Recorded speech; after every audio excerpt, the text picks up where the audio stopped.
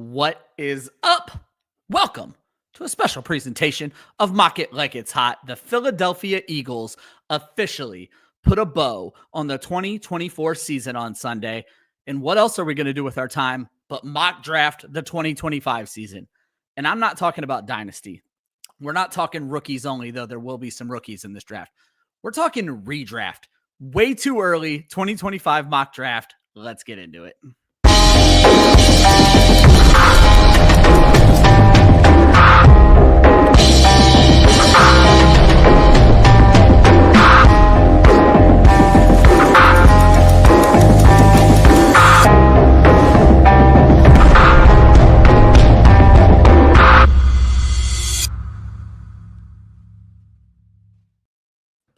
What is up? Welcome to Mock It Like It's Hot. I am your host, Ryan Weisse. With me for the first episode, though we're going to take about a month off until the second episode, the co-founder, or the founder, I'm the co-founder, the founder of Club Fantasy and one of the happiest people on earth right now, Joshua Hudson. Josh, how you doing tonight, my friend?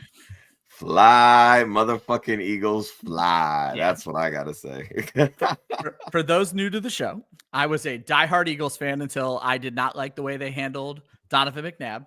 So in support of Josh, I am rocking my Donovan McNabb 5 for fair weather Eagles fan tonight. But Josh, what a Sunday it was. We're going to talk a lot more about that after we go ahead and introduce this show and the mock draft. So if you guys have never caught one of our mock draft shows before, started this show about 3 years ago because I wanted to show people the value of mock drafting. And some people might say there's not a lot of value in mock drafting in February, but you know what? It's fun and we're going to fucking do it anyway. So you're not going to stop us from having our fun. And so what we are going to do is we are going to do a way too early 2025 mock draft. And let me go ahead and get that up on the screen right now.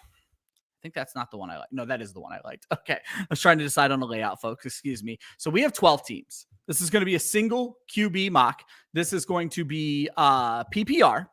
And finally, the rookies are in. But if you are new to fantasy football this early, they don't really update the ADP. So this is still going to have last year's ADP. So let's hope for no auto drafts. But the rookies are in with no ADP. Josh, I'm going to go ahead and click start draft here. I do want to remind folks a little bit about how this show goes. It's a 1-minute clock. So we're probably going to have some auto picks. We don't grade every team. We try to focus on interesting picks to see what's going to be interesting when it comes time to talk about your draft and what we think is going to influence ADP. So we're not going to look at the end of this and grade every team. We might talk about a few of our favorite teams, but if you're looking for us to talk about every team at the end of this draft, it's just not going to happen. I also, Josh, wanted to mention, I believe we still have our promo code with Dynasty Nerds. I want to go ahead and just throw that up on the screen. We haven't promoted that in a while, but I feel like that goes great with this show. Everybody's heavy into Dynasty drafts right now, but that is not what we're talking about on today's show. We're going to be talking about redraft, but if you guys use promo code Club Fantasy with Dynasty Nerds, you'll be able to get 15% off of your membership. It gets a little bit of money sent our way. If you're looking to support the show and also get better in your own Dynasty leagues, check out Dynasty Nerds. It's a very cool situation they have running over there. Josh, let's talk Sunday. We all four of us on our Wednesday show predicted Eagles and the over, and the Eagles almost covered the over on its own, but I'm not going to get us started talking about this. I'm going to let you, as an Eagles fan, take it away, buddy. I mean, it was absolutely glorious. I was very surprised that the Chiefs sold out to stop Saquon, especially considering they let Joe Mixon and James Cook just kind of run all over him. But that's the pick your poison of this Philadelphia Eagles team. I mean, people wanted to doubt Jalen Hurts all year. They doubted the passing game all year. And yet when push came to shove and he needed to throw the football, he did it time and time again. It wasn't just in this game. He did it throughout the season too. Everybody questioned him. And then heading into Pittsburgh, he threw for almost 300 or over 300 and 3 touchdowns. Yeah, I remember. I mean, they put up 55 on Washington in the conference championship game, 145 points in the playoffs, the single best scoring in NFL playoff history. Wow. I mean, this is a big time team. Like, I mean, I've been saying it all season, top to bottom, they're the best team in the NFL, not even just the NFC, because of what they could do on both sides of the ball. It's not just, on defense where they were dominant all year. Yes, they had a great running game. Their passing numbers weren't great, but they didn't need to because Saquon ran for 2,000 yards. Yeah. I mean, it's just they did everything the right way. They handled all the adversity, and they showed out when the lights were the brightest. And that's just what Jalen Hurts does. And he's so stoic throughout the year, and then that $1 million smile shines when they win. So, is there? I want to talk about so many things. Let's start before I forget to make this joke. Let's start with this. Is there any more predictable narrative than when AJ Brown gets upset? AJ Brown gets the football, because we saw that happen in real time during the Super Bowl. And I straight up told my wife, because I remember during the season when AJ Brown got upset, that always led to an AJ Brown game. I said, oh, he's mad. This is going to lead to an AJ Brown drive. And sure enough, that's exactly what happened.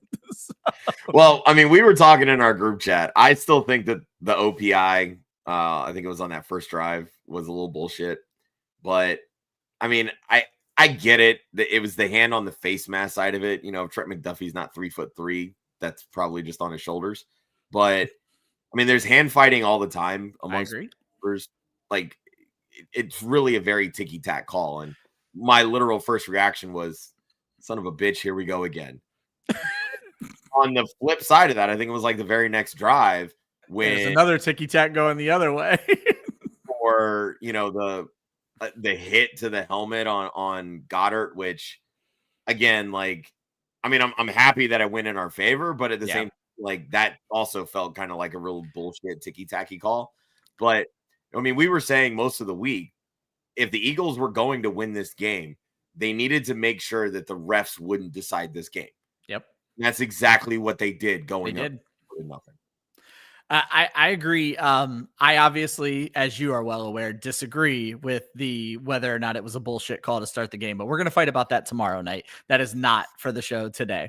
But his helmet was facing the wrong direction. That's a penalty. Regardless, the next is thing it AJ Brown's fault that he's that strong and Trent McDuffie got exposed? Okay, I'll give you that. That I agree. I'll give you that. But the overreaction to that penalty, I saw someone, enormous sports fan that I've known since, elementary school, who was like, I'm turning this game off. I'm not going to watch the refs just screw the Eagles for 59 more minutes. And I'm like, wow, we're going there already. The people who wanted the refs narrative felt really good after that play and felt really bad after the game, because that ref narrative died quickly. But the next thing I wanted to talk about, Josh, was something we talked about in real time. And I believe you had the statistic. They said the sponsored ad might have cut in the middle. I don't know what they meant by that. Hopefully it wasn't. Hopefully it wasn't me. That's the monetization at work. Oh, I see what it is. Okay. Well, yes. Hey, that got us paid. Thank you for your 12 cents or whatever YouTube gave us for that. But anyway, Josh, you kind of noticed in real time after the Eagles bye, that was a different defense. And we saw that just take over in this game. They sold out on some of the best blitzes. We saw Brandon Graham come back after 2 months off and play great football. We saw Cooper DeJean on his birthday take a pick 6 in the Super Bowl. And I was thinking about this again, Josh, just how ecstatic Eagles fans were and should have been when you guys got Quinion Mitchell and Cooper DeJean in the same draft when your biggest need was corner. We finally saw Jalen Carter, not finally, but on a big stage, Jalen Carter kind of looking like he was worth that draft pick. He didn't make a lot of hugely impact plays, but he was harassing Patrick Mahomes the entire time and shit talking him almost all of it. That Eagles defense carried an attitude that I hadn't seen since Brian Dawkins, plain and simple. Yeah, they came in and they said, we're finishing this. And what I love about it is that I think there was only 3 guys from that defense that were even on that championship or the Super Bowl team from 3 years ago. One of which being CJG after he left and came back. So. Yep. No, and I love that. Travis Kelce went right up to talk shit to him, and he just kind of stood there with his hands behind his back and just waited. He's like, I'm not getting in on this one. I'm gonna be disciplined. Yeah. I was like, that's the smartest thing that man has ever done outside of coming back to Philly. But no, and really truthfully, what makes everything that the Eagles defense did to Mahomes, what made that performance so much more impressive, they did not blitz once that entire it was the game. Whole front set, or all the front 4 front seven, all of it. It was just straight up pressure and just saying our defensive line is better, faster, and more like looking for what we're going to do. Like they were finishing everything against that team. It just, all of it came to fruition, and like it just absolutely dominated. I mean, that's basically what Tampa Bay did to, you know, however long, 5 years ago or whatever it was, when they beat Mahomes in the Super Bowl, right? They got the pressure, they dominated their offensive line, and they said, we're not going to let Patrick beat us and give him time to throw. And that's exactly what Philly did. Yeah. Whatever the negative of a shout out is, give that to my 2 auto drafters in the middle here for screwing this experiment up. We all wanted to know what was going to happen. We're all never going to know what's going to happen. Josh, there's always the talks of the Super Bowl hangover and the Super Bowl exodus. You guys seem to lose coordinators every year anyway. So you're going to lose Kellen Moore. Looking at the offense, other than offensive line, at the skill positions, you're likely to return everybody next year, right? Yeah, we'll have everybody back. I think Jahan Dotson's the only free agent of the starters. We almost made people a lot of money on first touchdown parlays there, but that got taken you're away, not kidding. So. You are not kidding. Kenneth Gainwell, I believe, is also a free agent, but like the biggest free agent on offense is Mekhi Becton, who was brought in on a 1-year deal. Outside of that, most of the important free agents are on the defensive side of the football. Zach Bond, Milton Williams. Who am I missing? I know I'm missing somebody. I say Bond was a 1-year deal. What about Gardner Johnson? He's probably Josh Sweat. No, CJ was a 3-year deal. Okay. But yeah, Sweat, Williams, and Bond. Those are the big three with Becton. Yeah. There you go. On the other side of the ball, Josh, obviously, you know, Kansas City was coming off of the beginnings of a built dynasty, and obviously it feels kind of it's in shambles now. Andy Reid was out coached, probably one of the first times you can say that in his entire career. He already said he'll be back next year. Kelsey already said he'll be back next year. Obviously, none of them want to leave with a sour taste in their mouth. I guess, Josh, is looking at next season from the 10,000-foot view, is Kansas City going to be a favorite in the AFC yet again, when it feels like, even though they weren't there, the Bills, the Bengals, teams like that are on a better trajectory than what we just saw from Kansas City just getting smacked in the mouth on Sunday? I mean, can you ever really count Patrick Mahomes out? Like, I mean, that's really what it boils down to. I mean, I did in fact count him out this past week. The last time they lost the Super Bowl, they went out and they shelled out a shit ton of money on offensive linemen to protect Patrick. Yeah. After seeing this, I have a feeling it's probably what they're going to do. They're going to make they're going to make Trey Smith a priority. Obviously, he's their big time guard free agent. You know, they'll look to re-sign him. You know, sitting at 31, this is a pretty deep offensive line class, especially at the tackle position. So it wouldn't surprise me if they probably went tackle in the first round, just to find some. Like, I feel like Patrick's had a different left tackle every single Super Bowl appearance. Like, yeah, it's unreal to me how he continues to do this and has a different blindside protector every year. So, you know, we'll see what happens, but you know, they're getting to a point with their defense where they're going to have to start paying some of these young guys that have been, you know, shining. Like, you know, Trent McDuffie's an all-pro. Yeah. Didn't look it against AJ Brown. Yeah, rough game. But, you know, that's somebody that's going to be up for a contract extension after that might have just saved the Chiefs some money. Might have just saved them at least a year, right? Might have saved them some money. You know, Chris Jones is 30 years old. He's on a big contract. Karlaftis is, I think, in year 2 or 3. Yeah. You know, he's getting to that point where they're probably going to have to pay him. But that's kind of how they've been able to navigate paying Patrick Mahomes what they're paying him, is because they've been able, basically what Philly did, right? Philly invested all their money on offense and said, hey, we're just going to draft and develop on defense and not shell out a ton of money on defense to support the high-powered, high-priced offense. Kansas City's kind of they were doing the same thing. That's where they were winning all their Super Bowls. Well, now all those defensive players, the time is coming to where they got to start looking to pay them. Yeah.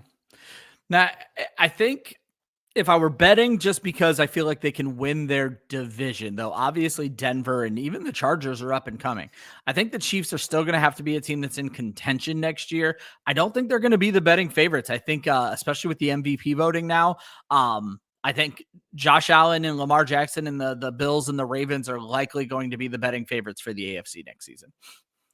Yeah, I mean, it's hard not to, put Jackson and the Ravens and Allen and the Bills in that conversation. I mean, they were basically two of the final three teams in the AFC. I mean, star powered quarterbacks, one first team All Pro, the other reigning MVP.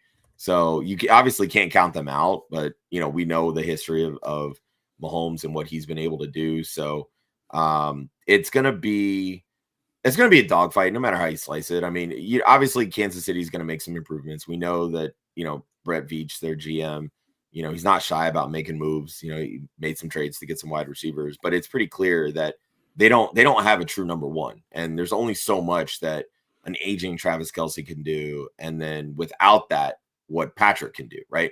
Yeah, getting those deep touchdowns with Xavier Worthy towards the tail end of the Super Bowl, even if it was in garbage time.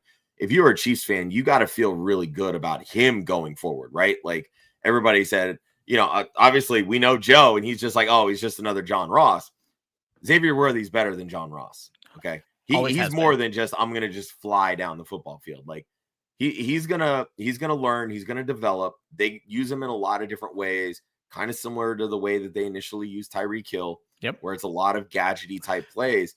But once he learns how to better operate in space and in the line of scrimmage to get off of the defenders quickly, I think that's going to massively open up this offense, especially when they get Rashee Rice back. Yeah. I think I haven't forgot, Josh, you did that comparison with Xavier Worthy's rookie year and Tyreek's rookie year, and they were eerily similar. So that's something to keep an eye on. All right, guys, let's talk about this mock a little bit. So how I've always explained it is the mock kind of goes on in the background, and then I start to pick out interesting picks. But at least early on, and Josh, I've kind of always said this, the first 36 to 50 picks are probably the most important picks that we're going to talk about right now, because these are the people that people are high on right now. And I feel like that's worth paying attention to. So guys, I'm going to rattle off these first 36 picks. So get ready for a long list of names. Round one starts off with Jamar Chase going at the 1-1, Saquon Barkley at the 1-2, Bijan at the 1-3, Justin Jefferson 4, Gibbs 5, Lamb 6, Hall 7. Those were not auto picks yet. Those were actual picks. So Lamb 6, Hall 7, Ashton Jeanty at 1-8. More on him later. Puka Nacua at 1-9. Nico Collins at 10. Amon-Ra St. Brown at 11. Malik Neighbors at 12. And then Thompson's able to grab Neighbors and Brian Thomas. Kyron Williams goes at the second pick. A.J. Brown, Devon Achane, Bucky Irving, Tyreek Hill, and Christian McCaffrey were auto picks. Derrick Henry, Brock Bowers, first tight end off the board. James Cook, good Lord. Drake London and Garrett Wilson rounds out round 2. And then Shia is able to grab Jonathan Taylor as the first running back off the board in round 3.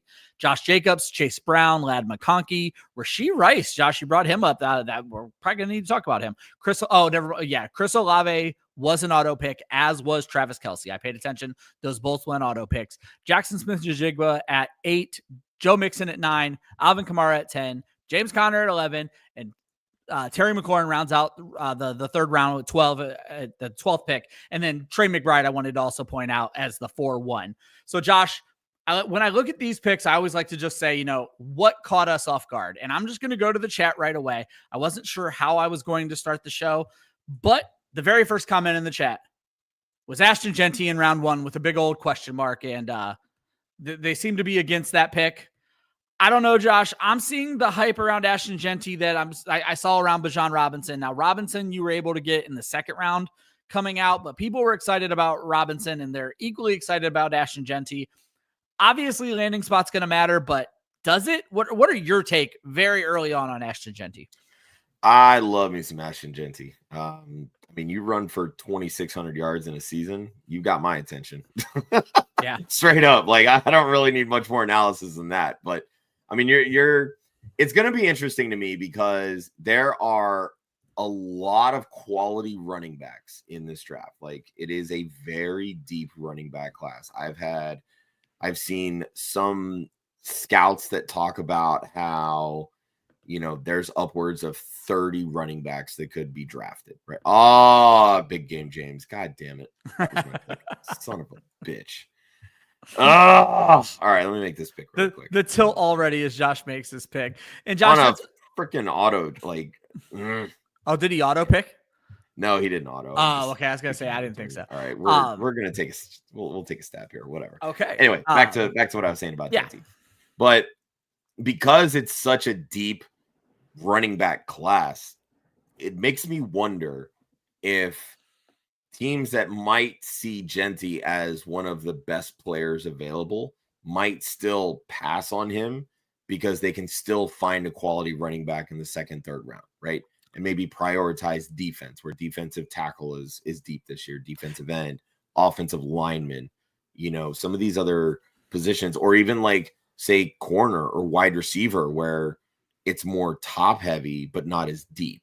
So they want the better player at, a position that's more scarce in this particular draft. Right. So that kind of worries me a little bit with Jeanty. I could see him going as early as 6 to the Raiders, just because we know Pete Carroll and what he loves to do running the football. He could see some shades of Marshawn Lynch and Jeanty's ability to break tackles. Who's their offensive coordinator? Chip Kelly loves to run the football. When he was in Philly, he went out and signed DeMarco Murray. God, I can't even speak right now. Yeah. And Ryan Matthews, like he loaded up at the running back position. He wants to run the football. He had 2 really good running backs at Ohio State, and Quinshon Judkins and Travion Henderson as well. So, Josh, I'm going to cut you off. Joe Ortiz jumps in. Yep. Very happy about your prediction there. But you kind of... I said he could go as early. I didn't say that's where he was going. But, Josh, this is what I wanted to throw at you. Could Chip Kelly have some loyalty to Judkins or Henderson, where if he knows he can get them 2 rounds later, why force the pick on Jeanty? Kind of what you were saying, where it's such a deep class, we may see people not force. And I know what the Raiders are known for, but maybe they make a good decision. Yeah, I mean, and everybody keeps saying that Tom Brady has all of his hands all over this and what, he wants to do. At the end of the day, the first thing they got to settle on is quarterback, right? So, to me, if they end up making a big swing and going after Sam Darnold, right? Because I think he's ultimately going to be the highest priced quarterback in free agency. He's going to end up getting the biggest deal. Raiders have a ton of cap space. So if they go out and they get Sam Darnold to be their quarterback, and they work with him, Chip Kelly, in this offense, that's going to open up things to say, hey, we don't need to take a quarterback at 6.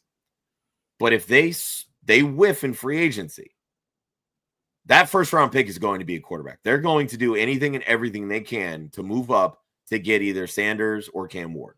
They have to. They cannot do another year of Aiden O'Connell. They just can't do it. I'm sorry. But we've seen this before with Pete Carroll. As long as he's got a quarterback that doesn't make mistakes and they can run the football, they can win games. Yeah. You build that defense, right? And Pete Carroll is the kind of guy that will build from the back forward. Like that's what the Legion of Boom was. They built in the secondary and moved forward. So for all I know, maybe they could be targeting a Travis Hunter or the Will Johnson kid from Michigan, right? Like maybe they get one of these top tier corners, because I can't even remember the last time the Raiders had a top end corner. So I think there's going to be a lot of different ways that the Raiders could operate, but I could see Jeanty going to the Raiders. I could see him going to the Bears. I could see him going to the Cowboys. I could see him going to the Broncos. Those are all teams that I think if you drop a talent like Ashton Jeanty into that offense, great things can happen. Yeah. Yeah, we're getting comments, Denver and Dallas for Jeanty. Obviously, Dallas and a running back, that's what everybody wants every draft. They're not going to do it, plain and simple. I don't think they will. Josh, I think you touched on Sam Darnold. I think that's a good segue to let folks know tomorrow's show is free agent quarterback preview, correct? It is, yeah. We have a guest lined up, but she just texted me. Apparently, she is sick. So not 100% we're going to have her, but... Well, it might be me and you talking free agent quarterbacks. It could very well be. Yeah, it could very well be. Yeah, but like I said, I see people's excitement for Jeanty to the Raiders because obviously pairing him with Brock Bowers, as someone else brought up.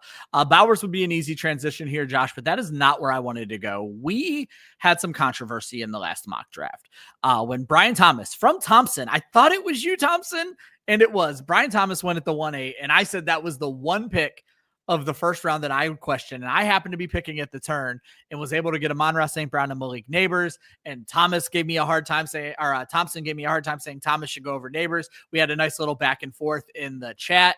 But in this round, he caters to me and takes Malik Neighbors at the 12, Brian Thomas at the 2-1. But Josh, I just want to talk about these receivers in general. Jamar Chase at 1, Justin Jefferson at 2, CeeDee Lamb at 3. I don't think you're going to get a lot of argument out of any of those picks, Josh. This next grouping is super interesting to me. Puka Nacua, Nico Collins, Amon-Ra St. Brown, Malik Neighbors, Brian Thomas. How do you take these 5 guys? And maybe you want to throw A.J. Brown in there as well. How do you take these 5 or 6 guys and kind of how would you rank them? And should they always be this back of the first round pick? I mean, I don't hate the order, honestly. I think when I set up my queue, I had them fairly similar. I did have Neighbors ahead of Thomas. I think I had Nico after those two, I had Nico in between Neighbors and Thomas. I did have Drake London behind Thomas, I believe. And then I believe I had AJ Brown. That's how I set my queue. But okay. Yeah, I think that's right around the same order that I had. So I don't hate that order at all. So I guess I'm going to make you get a little bit more in depth here. So you believe that Puka Nacua, who had a great shortened season, and Nico Collins, who had a great shortened season, would be the better pick over the kind of more reliable target hogs? Or are we just going on the fact that injuries can hit anywhere? I just feel like what Amon-Ra St. Brown, and obviously you and I have had our back and forth on how valuable Amon-Ra St. Brown was. But let's just talk about Neighbors and Thomas. What they did as rookies, I understand what Puka Nacua did as a rookie, but, again, longevity and stability and injuries. I don't know. I feel like I'd be more inclined to take a shot at these rookies, Josh. I know, as everybody who watches the show knows, Amon-Ra St. Brown would have went ahead of all of them for me. But I think it would go, honestly, in the order where from George, GP Cook to Thompson, Amon-Ra St. Brown, Neighbors, Thomas, I think is where I would go after CeeDee Lamb. So my question to you is, am I, as the foremost Puka Nacua lover, am I now undervaluing one of my favorite players in Puka Nacua? I don't think you're undervaluing. I think these guys are all pretty interchangeable, honestly. I mean, you've got, Nico, AJ Brown, both top dogs in very run-heavy offenses. So, you're banking on explosive plays, high efficiency. So, which of course can very much bite you in the ass the same way that, an injury in week 5 can bite you in the ass. Amon-Ra, Neighbors, big time target hogs. For me, the thing with Neighbors, yes, he finished as a wide receiver 6. I get that. Puka Nacua was the wide receiver 3 in points per game. So I have zero desire to fade him at all. And if you're telling me that Cooper Kupp's not going to be there, no, he's going to have even more targets. You might see a 200 target season out of Puka Nacua. Let's be honest here. Malik Neighbors, to me, the only way that he really gets into that top 5, again, assuming everybody is healthy, right? The only way he gets there is if he averages more than 11 yards per reception. And the only way that happens is if he gets a massive upgrade at quarterback. Because 170 targets is great. Don't get me wrong. I love that. 11 yards per reception for somebody that is as explosive as Malik Neighbors, that's a huge letdown. Huge letdown. So much missed opportunity.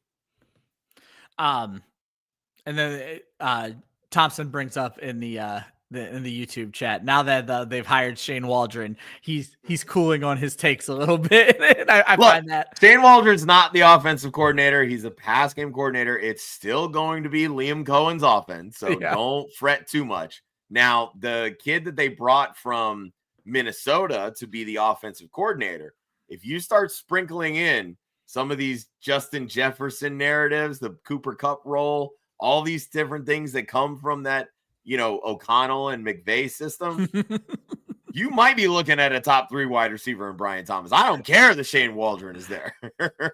And we both know that if the damn term Cooper Cup roll gets thrown around, I'm gonna. Oh my God, that's your number 1 pick. He might be my number 1 pick. Exactly. I am a sucker for coach speak, folks. If you've never watched any of our shows before, Josh, before we move on and start talking about some of these interesting middle round picks, there was another thing that got brought up in the chat, interestingly enough, by our buddy Tony Thompson. I was upset about the auto pick of Christian McCaffrey because I want to know where he is going to start ending up in drafts. Tony says that he thinks where Christian McCaffrey went is where Christian McCaffrey should go. And that was at the 2-7, Josh, though it was an auto pick. So I guess I'm just going to have you take a look at these first 3 rounds. Is this about where you would have taken Christian McCaffrey? Or more importantly, I guess the easiest way to answer this, is there anyone after McCaffrey you would have still taken over him in this draft? I mean, he went as the RB9. Dominic chimes in here in the chat that he would have taken him at the next pick, which the next pick was Derrick Henry. Okay. So I think that kind of answers the question that we're looking at here. But I mean, RB9, RB10, I think that's fair. I mean, I'm fine fading Christian McCaffrey altogether. You start throwing the word tendonitis around and I'm out. I saw what happened to Todd Gurley. Sorry. I'm not messing with that. Yeah, that's a good point. But I mean, like I got James Cook at the RB12. Yep. Just coming off of a league leading rushing touchdowns. Chase Brown was an absolute dog when he took over the lead back role. And honestly, I was very tempted to take where'd he go? Kenneth Walker there. Okay. That's how high I am on Kenneth Walker in that Clint Kubiak system now in Seattle. So I think that there's a lot of value in that late range of RB1s where kind of like what we were talking about with these wide receivers, there are a lot of interchangeable pieces and it's going to kind of be, where do you see? Oh shit. I just auto pick. God damn it. It happens. Make sure you turn yourself off. Distracted me, Ryan. I say, well, make sure you turn yourself off or you're going to get another one. I did. All right. Yep. But no, so like I think there's a lot of value in that range of running backs where you could see a lot of different pieces. I mean, if Joe Mixon has another season like that, he's an RB1. Yeah. James Conner, if he stays healthy, he's an RB1 again, Absolutely. Right? Alvin Kamara, yeah, he's 30 years old. I'm not saying he's going to rush for 2,000 yards, but if Kellen Moore says, look, we need to learn how to run the football, we got to protect whatever quarterback is lugging up short interceptions, that's how we get it up all out of his hands. Like Alvin Kamara is likely a bottom end RB1, right? Like I think there's plenty of room there. And then of course you look at some of these rookies like Jeanty and Amari and Hampton. A lot of people are high on Caleb Johnson, who hasn't gone yet. Like there's a lot of players here that, and you know what, speaking of, since I brought them up, I'll pick them. Hey, there's a lot of players that I think given the right situations, and I didn't even talk about Chuba Hubbard. Like Chuba Hubbard is going to have that backfield auto himself. They're probably cutting Miles Sanders. Jonathan Brooks is not coming back probably until November. Like it's another lost season for him. Chuba Hubbard just got paid. We could be having another good season there, especially if Bryce Young continues to make strides that he did this season. Yeah. Josh, I forgot to do something. I'm out of practice on the show because we don't grade every team. I like to give our drafters a shout out early on in the draft. It's not early on anymore, but I do want to give a thank you to the 11 people drafting with Josh right now. Shia been drafting with us for a while. Big Game James, Jamie in the chat right now. Josh is at the 3, Lando Nice at the 4, Dominic at the 5. Dominic's in the chat. Bro Cal at the 6. So you've been autoing on me all day. Calvin, get your shit together. Duarte at the 7, Jay Farr at the 8, our good friend Chris Molina at the 9, our good friend CoovTube at the 10, our good friend George at the 11, and our newest friend Thompson at the 12. So thanks to you guys for drafting with us. These shows really suck if you guys don't draft. As you guys can see, the draft is about to get off of the screen. I will leave it on the top half of the draft for a while. Then I'll start to scroll down to the bottom. It just makes more sense that way. You guys want to know about these early picks, and we're going to talk more about these early picks. Josh, we're going to get into the middle of the draft, but before that, I want to put a call to action out there. Jamie has said he's been doing best balls already, and Christian McCaffrey's going about the 2-9. If you guys are already doing best ball drafts or you're doing mocks not here at Club Fantasy, drop in the chat right now where Christian McCaffrey's going. Let's get an idea of what we can start to expect for Christian McCaffrey heading into the season. And then Josh, Jamie also points out the ad algorithm is on point today. As you were saying, I just took a sponsored ad popped up and said that someone just took a Blue Chew. So I'm pretty sure that's like boner medication. So, hey, these sponsored ads are perfect for Club Fantasy right now.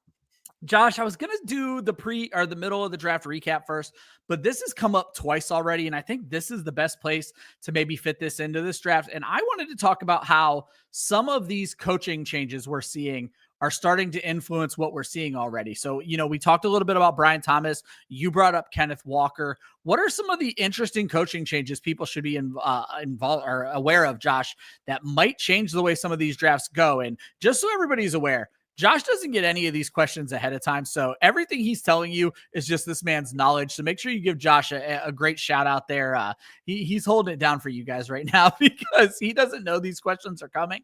I'm just throwing them at him rapid fire. But Josh, you kind of brought up you're really happy with what you're seeing from Seattle in the running game. So maybe just get us started with that.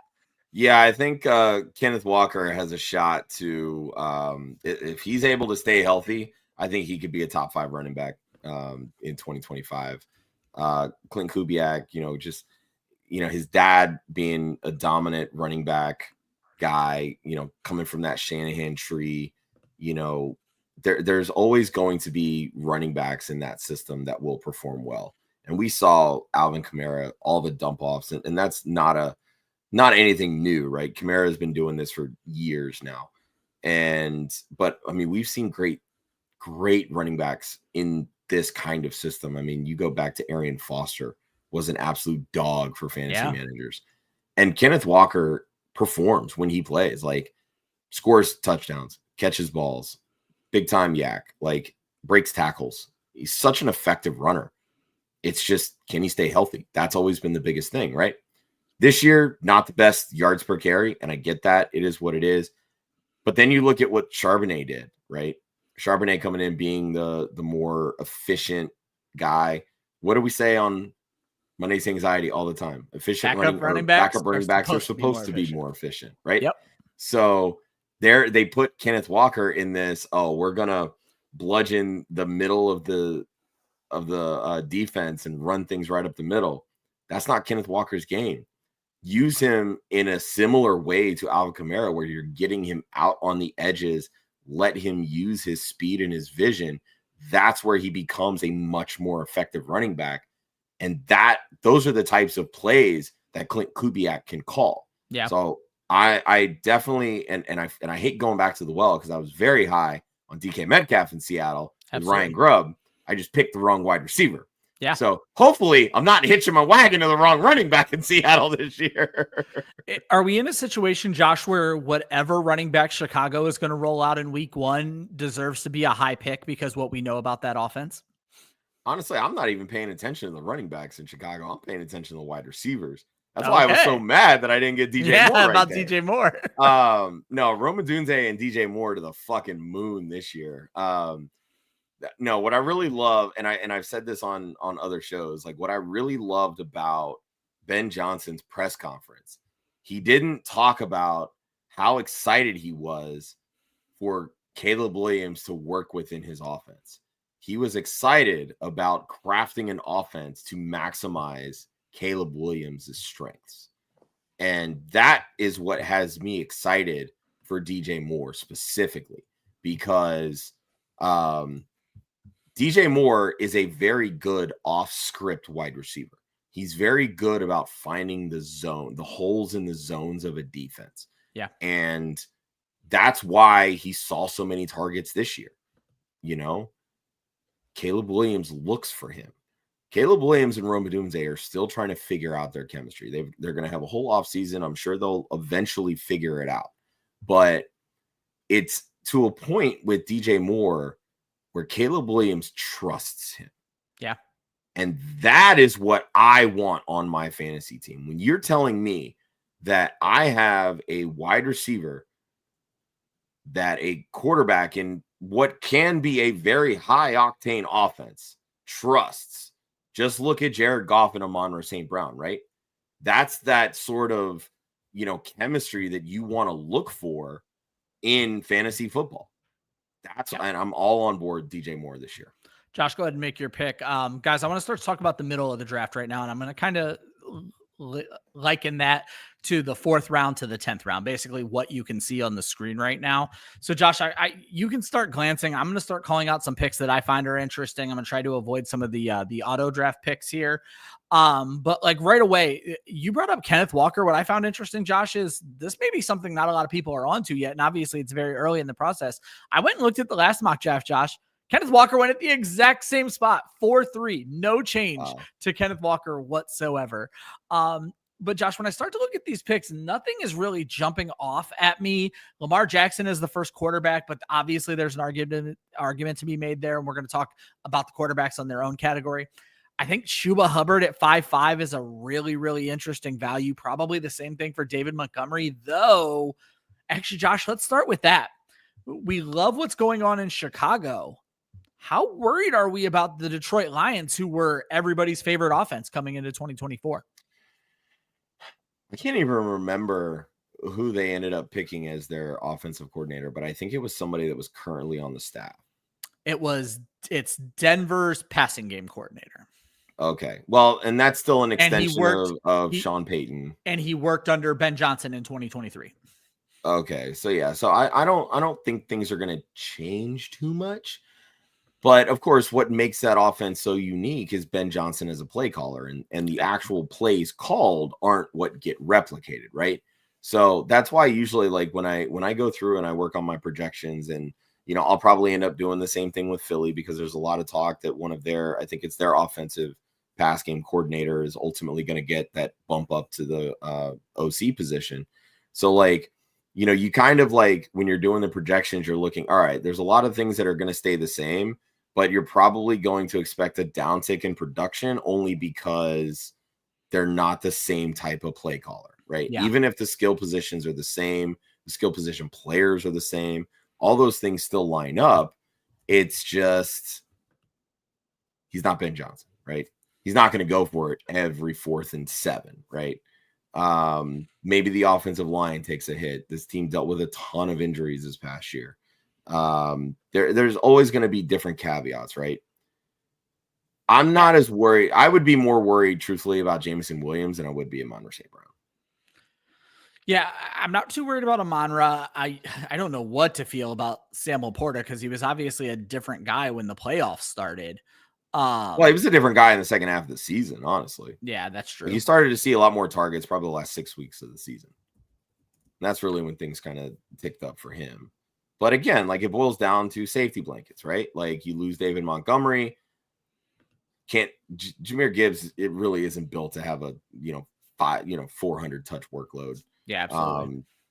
But you're going to use him and to be as effective as possible. I think he ended up with a little over 300 touches. Yeah. But again, like I don't see that becoming the standard with him. It could be. Don't get me wrong. Like it could very well surprise the hell out of me. But I think there's a reason they like David Montgomery there, to take pressure off of Jahmyr Gibbs and not make him feel like he has to be that 300, 350 touch running back every single year. You even out the workload. Everybody kind of gets their piece. Both of them can be very effective running backs, not only for real life purposes in the NFL, but also for us fantasy managers. Josh, I think this is a good time to take a break. Again, I like to help people learn through mock drafting. And Jamie jokingly asked a question. Are we going to get kick returns in this mock draft, kick return yards in this mock draft? And while that is hilarious, Josh, this was a big year for the NFL and this new kick return rule. But if I'm being perfectly honest, it didn't change the world that we all pretended like it was going to during Scott Fishbowl drafts. And obviously there were a few interesting weeks, specifically in Scott Fishbowl scoring. But what I wanted to ask you, Josh, is in one of my leagues, I asked at the beginning of this year, do we want to add kick return yards because the NFL was going to make it so much more important this year?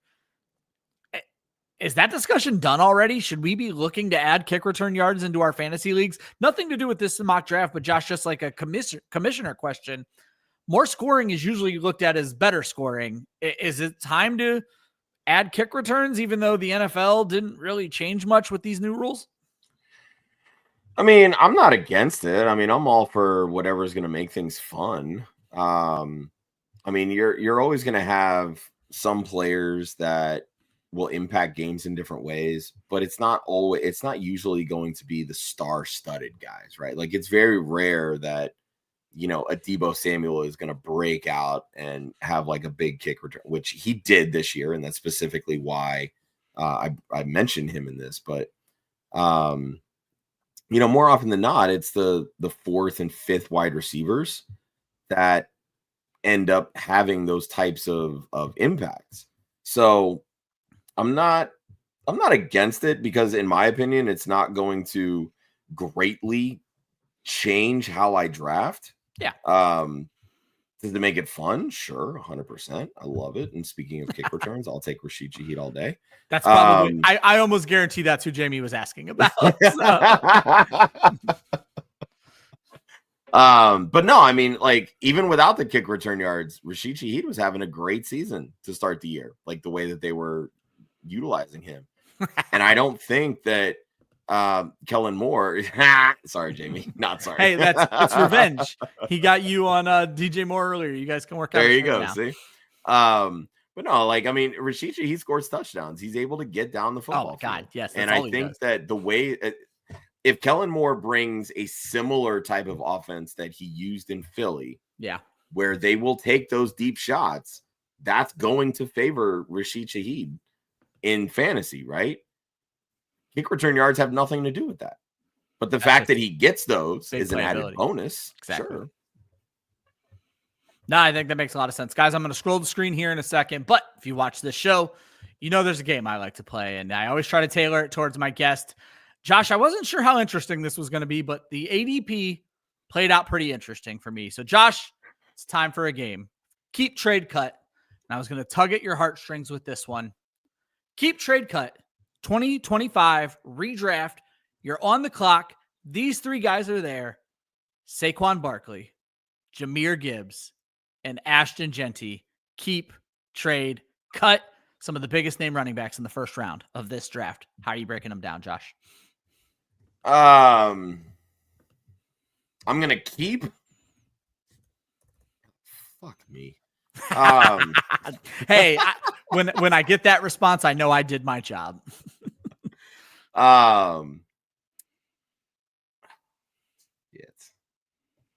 Yeah, this is a little difficult without knowing Jeanty's landing spot. So, obviously. All right, give me a hypothetical landing spot for Ashton Jeanty.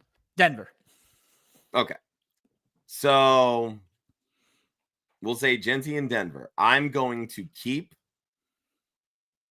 Jeanty. Okay. I'm going to trade Jahmyr Gibbs. Okay. And cut Saquon I'm going to cut Barkley, which I'm going to now go crawl in a hole and die because I just said that. I know. And that's what I love. I love to creating the clip of where someone has to say, I would cut Saquon Barkley. Like that was the whole point of me creating this terrible. No, I mean, and here's the thing. Like, I think that, you know, with Jeanty, obviously younger is better at the running back position, you know, and the way that Denver wants to run the football, it's hard to argue that he wouldn't have 1,400 yards this year. Yeah, absolutely. That said, Jahmyr Gibbs, obviously coming off of overall RB1 season. Yep. He's going to have plenty of value simply because of his age.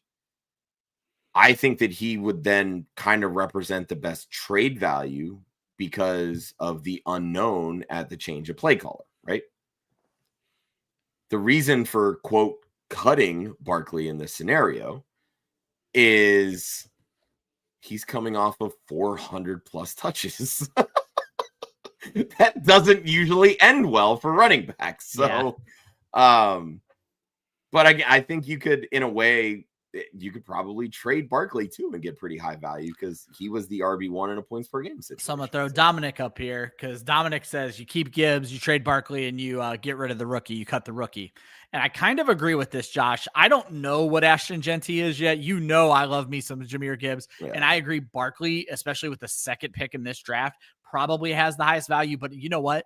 I'm fine with trading Jeanty or Barkley because I think even though Jahmyr Gibbs was the best running back in fantasy last year, I think their value is higher than Jahmyr Gibbs right now. And you know, for me, this is all about getting the most value out of the trade. Sometimes I don't even care who I keep as long as I can make the trade. That's kind of what I'm always going for. Make sure you guys drop in the comments how you would break that down. Do you agree with Josh, or is cutting Saquon Barkley just sacrilege at this point? Oh, it's sacrilege. I'm yeah. not I'm not disagreeing there. Josh, I was able to scroll the draft and still be able to ask you my next question. After Ashton Jeanty went with the 7th pick, I think it was, I'm not going to scroll back up to find out. We didn't see another rookie go off the board until 7-1 with Tetaroa McMillan. And then we started to see a bit of a run. We saw Omarion Hampton go. We saw Caleb Judson go. We saw Luther Burden go. Cam Scatabo, Travion Henderson. So all the rookies started flowing. Right now in Sleeper, Josh, the rookies don't have ADP. So you have to go hunt these guys down. I missed Mika Ibuka in there at the 9-4. You have to go hunt these guys down. Is this the type of class where, depending on landing spots, are we going to start seeing these guys jump all the way into the top 5 rounds? Or do you think there's a barrier there? And where is that barrier where a lot of these rookies aren't going to be able to cross that quite yet? I mean, it's going to be so incredibly landing spot dependent. I mean, okay. I ripped off just 4 teams in the first round that I felt needed a running back, right? Like, so if wherever Ashton Jeanty lands, he's going to be probably in the first 2 rounds. And I think that's a pretty safe assumption, right? But then you look at, let's say, Omarion Hampton. You know, there's a lot of people in this industry that are really high on him coming out of UNC. You know, let's say he ends up with Dallas. Just throw a name out there. We know that Dallas needs a running back, right? Maybe they bring Rico Dowdle back. Maybe they don't. I don't know. Yeah. But you get a rookie in that spot, it's going to shoot to the top. You look at, you know, like I said, Denver, the Raiders. Hell, pretty clear based on the Super Bowl, Kansas City needs a running back, right? What happened when Clyde Edwards-Helaire landed in Kansas City? Homeboy overtook Jonathan Taylor as the RB1 in the class. And they were both going in the like first 3 rounds, if I remember correctly. So, I mean, you get, let's say someone like Caleb Johnson lands in Kansas City, and maybe Ashton Jeanty, you know, lands in a spot where there's already a good running back ahead of him. Do you make the case that Caleb Johnson goes ahead of Ashton Jeanty? Like, you're always going to have people that will do that. But I think that when it comes to the rookies in drafts, it's the running backs that end up getting propped up more than the wide receivers initially, especially this year, where I think there's maybe like 4, 5 maybe that I think will have like immediate impacts. And then maybe like another 3 or 4 that could flash and get you excited for 2026. And one of those guys being the guy that I took here in the 14th round, Xavier Restrepo. But I'm also a Miami homer, and I freaking love this kid. But he can be a slot king, let me tell you. So I've started my early draft research, Josh. As everyone knows, I start to find out about these kids around this time, getting ready for our rookie shows in a couple of weeks. And Restrepo, I'm starting to fall in love with. He seems like the right kind of slot wide receiver. Much fun. He is so good. I mean, when you talk about like records at a program, and the great wide receivers that have come out of the University of Miami, Xavier Restrepo has all of the records now. All of them. Over the Andre Johnsons, the Reggie Waynes, the Michael Irvins. Michael Irvins, my goodness. All of them. All of them. No, I like that a lot, Josh. We're going to wrap up here in a little bit. I like to keep these shows right at the hour mark. I'm going to give Josh time to talk about his team. But Josh, before we do that, I want to talk about the last half of the draft. And basically what I want you to do is look at picks 10 through 14 here, the last 4 picks. Not talking about your own team because you're about to. Is there anybody that was found down here that just should not be that available this late in a draft? Kind of looking at things for me, Evan Ingram going this late seems kind of crazy when you consider tight end should be going late, but should Dallas Goedert go ahead of Evan Ingram?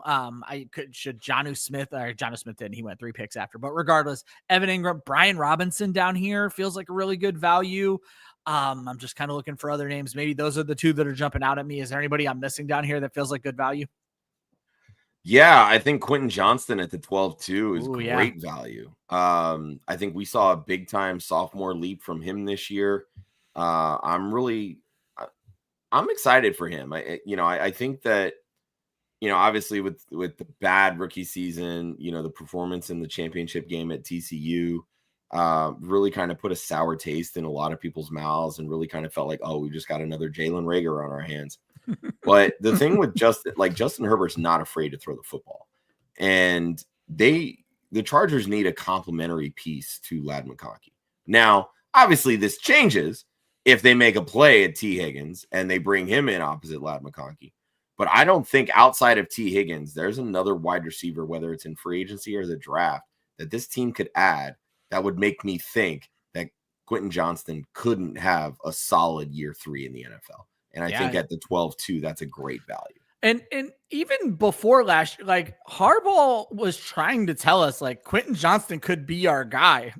Yeah. But we as a fantasy community wanted to think we were smarter and that it wasn't going to be it. And obviously Ladd McConkey is the guy, but putting it bluntly, there are physical limitations as to what Ladd McConkey can do.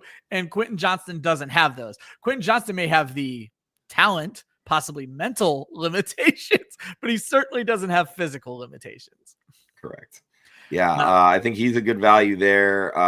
Another one, I mean, Jacoby Myers at 11.5. I liked Myers. I Darnell liked Mooney Bateman, at 11.7. I mean, shit, I would even go so far as Ricky Pearsall at 11.10. Like, if the 49ers are able, like, if they jettison Deebo Samuel, what's that going to do? Like, Juwan Jennings, Ricky Pearsall, they're going to be fighting for, the second scraps and on those, whatchamacallit, passes from Brock Purdy. I mean, especially if, now let's consider maybe Brandon Ayuk doesn't come back fully healthy. Now you're getting a potential wide receiver 1 in the double-digit rounds. Javonte Williams falling to the 13th when he's going to be a free agent is interesting, especially, and I know they were auto picks, but it's worth noting that like Raheem Mostert, Zamir White were auto picked before Javonte Williams went off the board, which is pretty incredible. And I understand the ADP is a complete mess right now, Josh, but like that just seems odd to me that's how things are going down right now in the auto draft world, where Javonte Williams, I think there's still a little bit of game there if he ends up in the right system. Yeah. I mean, we talked about it a couple weeks back. Like, I think that Las Vegas would be a great spot for Javonte Williams. I mean, even if they do end up taking a running back in the draft, like I think Williams landing in Vegas with Pete Carroll and what he wants to do running the football, I think that's a great spot for him. Zamir White, Raheem Mostert, they're not even going to be on teams next year. I don't know why those guys are even getting drafted. They're fucking ass. Well, again, that's the broken ADP because those were auto picks. And so that's just kind of how it ended up with those. Josh, walk me through your team a little bit. So you chose 3. You pretty much had the entire board to your choice. Was 3 a conscious effort, or you just really didn't care? You wanted to see how things were going to shake out, and then talk to me about the picks. Yeah.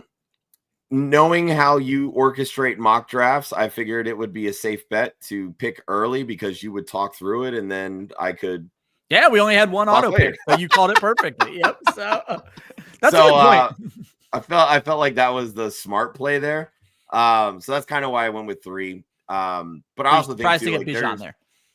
Yeah, not really. I mean, Jamar Chase is my number 1 on the board. Okay. It was Chase, Robinson, Gibbs, Jefferson, Barkley. So, I mean, it was pretty much the same top 5 that went. Yeah, I was gonna say that's pretty impressive right there. And I wouldn't be surprised if Lamb was your 6. So. Yeah, I believe he was actually. Yeah. I believe he was. Yeah. So, yeah, I mean, for me, it's not always about like, I got to take a running back first, or I got to take a wide receiver first. It's, I got to get the value. So, that's kind of where I went with Bijan. I think, he had probably the quietest RB3 season I think I've ever seen in my life this year. Yeah.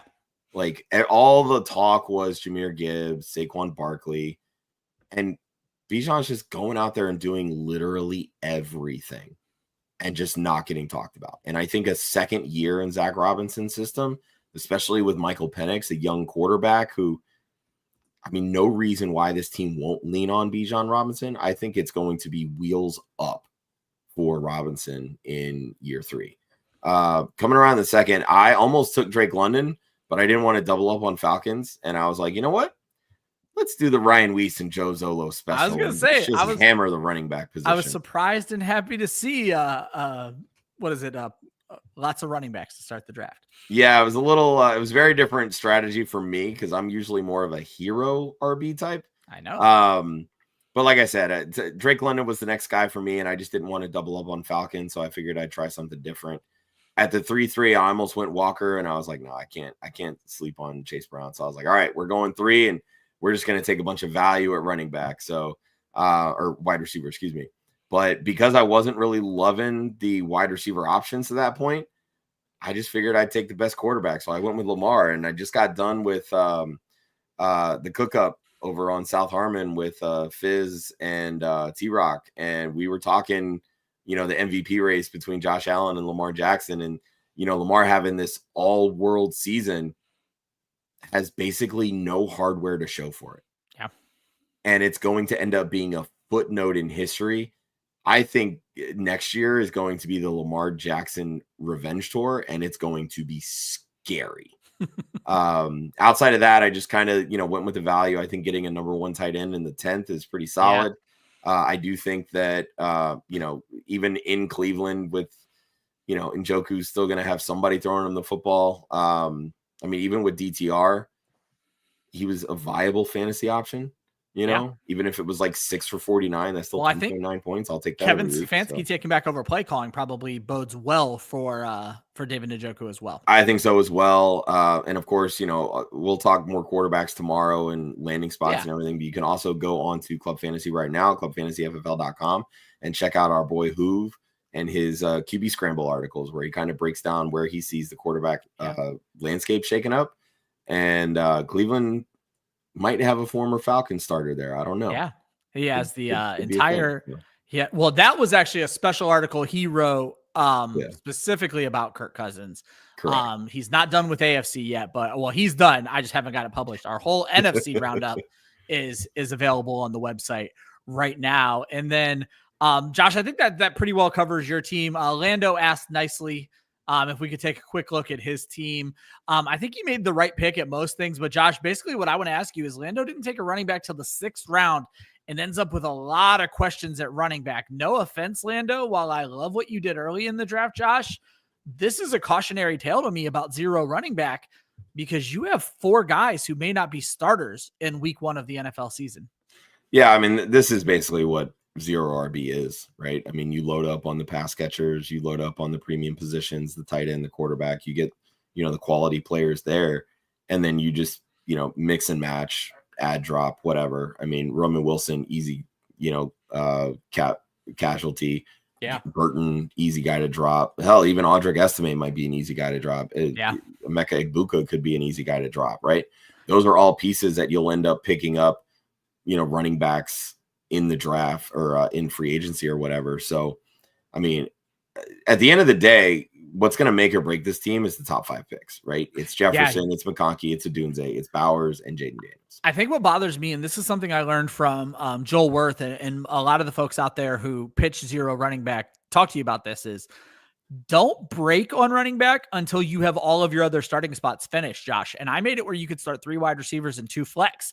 I think he probably should have went 2 more wide receivers before he even went running back. If you're going to go 0 running back, own 0 running back. And Lando, obviously, I don't know if this is your draft strategy, but we're using you as a cautionary tale. We don't love your team. We love your starters at wide receiver.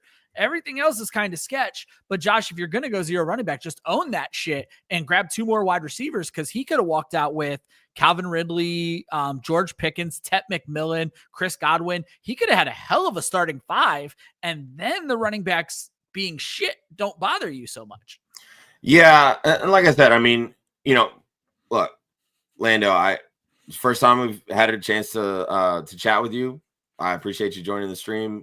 I'm not here to shit on anybody's team. This is what mock drafts are for, right? The chat is going in. I just want to and that's unfortunate, but you know what? It's okay. When that's what this is mock drafts are about, my friend. It, right? Exactly. So, but at the end of the day, everybody's going to have different strategies. So, for me, for instance, I don't usually go very heavy running back, but today I was like, you know what? Let's mix it up. Let's have some fun. Let's do something different. Sometimes I go the hero RB. Sometimes I'll go 0 RB. Sometimes I'll go quarterback early. Sometimes I won't take a quarterback till the 12th round. You always want to try different things. And I don't hate trying out 0 RB. No, not at all. But I think that there's a learning process with the 0 RB where the longer you wait, the better. And I think that if you end up maybe continuing to wait and start looking at maybe like the 9-4 or the 10-9 to start that RB run, that's when you start going in, right? Exactly. Like in a standard redraft, you're likely looking at, 16, 17 rounds, right?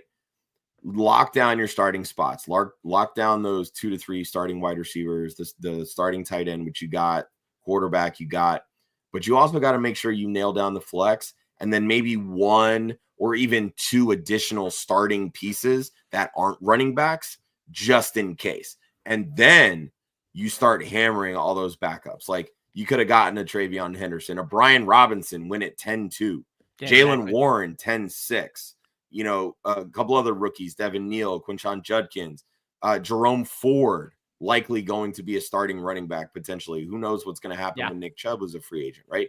Javonte Williams, a free agent, likely to change teams. He's a 13-8. Those are all guys that you can look at targeting late. You don't need to go the backup quarterback. You don't need to go the backup tight end. Those are all ways to maximize the 0 RB strategy. And that is why we mock draft, folks, because yes, we gave him a hard time. First and foremost, he took it like a champ. He gave us the 100 symbol. He's okay with it. And like I said, this is 100% why I started this show, is so we can look at this and be honest. And there's actually a segment of the show called the Oops of the Draft. And guess what? Lando didn't even come up in my Oops of the Draft, Josh. There you go. Because I want to know what the hell Jafar was thinking, taking Xavier Legette at 7-8 when we're dealing with guys who have so much more upside. I understand. Hey, I like what we saw from Bryce Young at the end of the season as much as the next guy, but you are going to catch me taking Xavier Legette over Luther Burden, Amika Ibuka, Jalen McMillan, let's see, Chris, Jaden Reed, even for that sense. I'm not taking Legette and over any of these guys, Josh. So it's the 7th pick. It's not that big a deal, but that is going to be my oops of the draft because I am not touching Xavier Legette after what I think a bigger oops is the 8-6 by Duarte. Tank Dell is not even going to play in 20. Well, yeah, then our own Chris Molina, takes Jonathan Brooks at the 13, but that's an easy cut as well. Yeah. But yeah, Tank Dell at the 8. Now Duarte was one of the auto pickers though, so that may. Yeah. Was he? Yeah.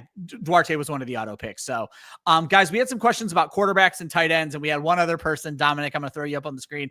This is why I don't get into grading teams, because everybody wants their team graded, and that's not what this show is about. But I'll tell you what, I'll try to get you in on a future show. There will be plenty of more shows, guys. So make sure you guys stay tuned. Make sure you're subscribed and all of that wonderful stuff to Club Fantasy. And he did point out Trey Benson was actually an auto pick as well. As far as the tight ends, I almost always get that tight end question into the show. This week it didn't make it. So we're going to talk a lot more about tight ends as it goes on. So we see all of your questions. I'm not ignoring your questions. It just doesn't fit into this segment of the show. I hope you guys found this informative. I love what we talked about with 0 running back at the end of the show. Josh, I know you just did a guest spot today. Tell people about your guest spot and the upcoming lineup for Club Fantasy. Yeah, head over and check out South Harmon. Those guys over there, they've got a couple different YouTube channels now. They've kind of split things up. They have the South Harmon Dynasty channel, which is kind of where they've always been. And then they're doing the South Harmon Vibes channel. So it's a little bit different. Doesn't always focus on Dynasty fantasy football. But our boy Fizzle Dollars and T-Rock, they have their the Cook Up show, which they do on Tuesday mornings. And so we kind of recapped the Super Bowl, talked a little bit about the awards and, the hits, the misses, all that good stuff. And those guys over, all of them in South Harmon, Iowa Mike, we love him, Adam. All those guys have been on our shows, and they absolutely crush it. Great community over there. Love them. And, of course, everything we got going in Club Fantasy, some written content coming through. Obviously, I talked a little earlier about Hoove and his quarterback scrambles. I've been doing our Fixer-Upper series. I believe the Giants should be dropping this week. I got that finished up. I just wanted to ask you the graphic. I wasn't going to do it live, but I needed to ask you what was ready and what was going to have a graphic. Otherwise, I'm still doing Hoove articles. Yeah, I just got to do the header for that, and I think it should be good. And then going to try to knock out a couple others if my work schedule allows me to. And, of course, we got our flagship show, no pun intended, every Wednesday at 9 p.m. over the next 4 weeks, we're going to be doing our free agency previews. So quarterbacks, running backs, wide receivers, tight ends. Of course, doing some combine talk, and eventually we'll get into the stars of tomorrow. And I know there's some plans to do some prospect write-ups as well for some of the stars of tomorrow. So big shout out to Who for kind of orchestrating that and wanting to see all that get put out and onto the website for a change. So and hopefully when Gators work schedule evens out, we can start doing some of these mock drafts a lot more frequently. But hey, if people keep asking for them, I don't mind hopping on a random night and doing a mock draft. Well, I'm 100% fine with it. So. I usually start mine back up in March anyway, trying to secure what my co-host is going to look like, what my day of the week is going to look like. But you guys can start expecting this to be a weekly show again before the end of March. That's just how we do things. Jamie said, thanks for the fun draft. Let's do it again sometime. If you guys want to make sure you're a part of these drafts, obviously follow us over on Twitter or X or whatever the fuck we're calling it these days. But Gator also started a really cool Discord chat for us. If you guys hit up the Club Fantasy Twitter handle or Gators Twitter handle, we'll get you guys invited into that Discord. Those guys get the links first to join this and draft with us. So make sure you guys are looking out for that. Join our Discord. And if you're looking to get better at Dynasty, make sure you check out the promo code we got going on with Draft Nerds. You'll find that down in the bottom Dynasty of the screen. Nerds, come on, man. Dynasty Nerds, Draft Nerds. What the fuck am I saying? Dynasty Nerds, promo code Club Fantasy, 15% off your order. That is going to be the show, guys. I hope you had a ton of fun. We are going to be back on tomorrow night. It's sounding like it might just be me and Josh breaking down the free agent quarterbacks. Thank you guys so much. Always remember, defense wins championships. Offense wins fantasy football, and practice makes perfect. We'll see you at the next mock draft. Damn it, I tried to leave the studio instead of end in stream. Sorry, guys. Dingbat.